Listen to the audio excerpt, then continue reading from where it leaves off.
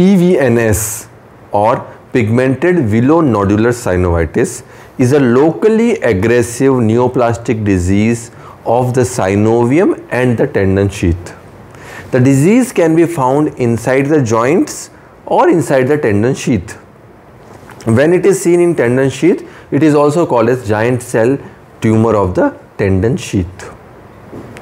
PVNS is a disease which is characterized by effusion, expansion of synovium and erosions in the joint.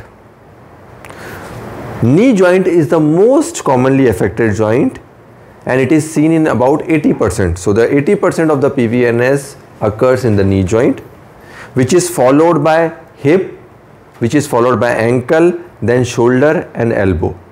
Besides that, as I told you, it can also be seen in the tendon sheaths. The disease is seen in male and as female both equally. The most common age group is between 20 to 50 years and it is a progressive disease. Now, PVNS can occur as a localized disease or as a diffuse disease. When it occurs as a localized disease, there is a local area of overgrowth of the synovium which is filled with hemosiderin and there is a local area of swelling inside the joint. The most common area involved is the anterior part of the knee and therefore it causes more of locking, catching symptoms and instability of the knee joint. It's sort of a nodular swelling which is seen in the anterior compartment of the knee. The diffuse variant of PVNS is more aggressive.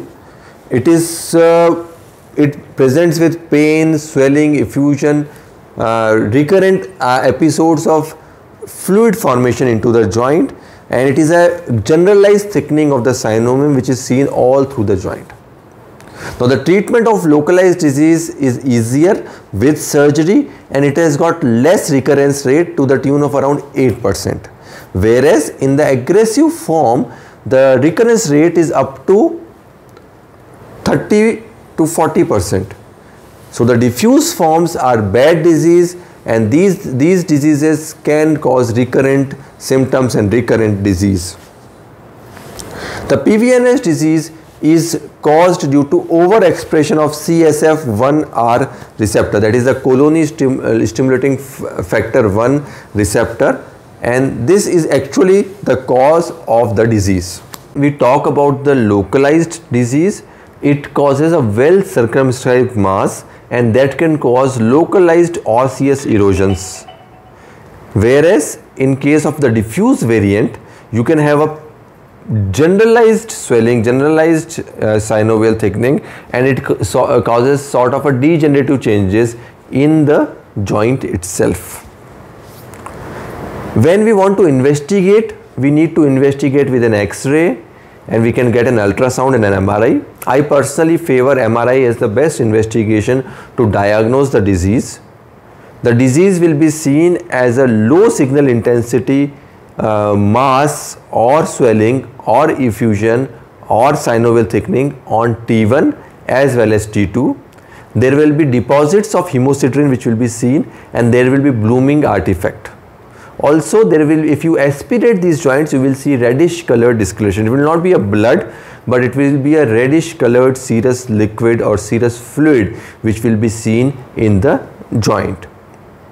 Now as far as the treatment is concerned, the treatment includes surgical intervention and radiotherapy.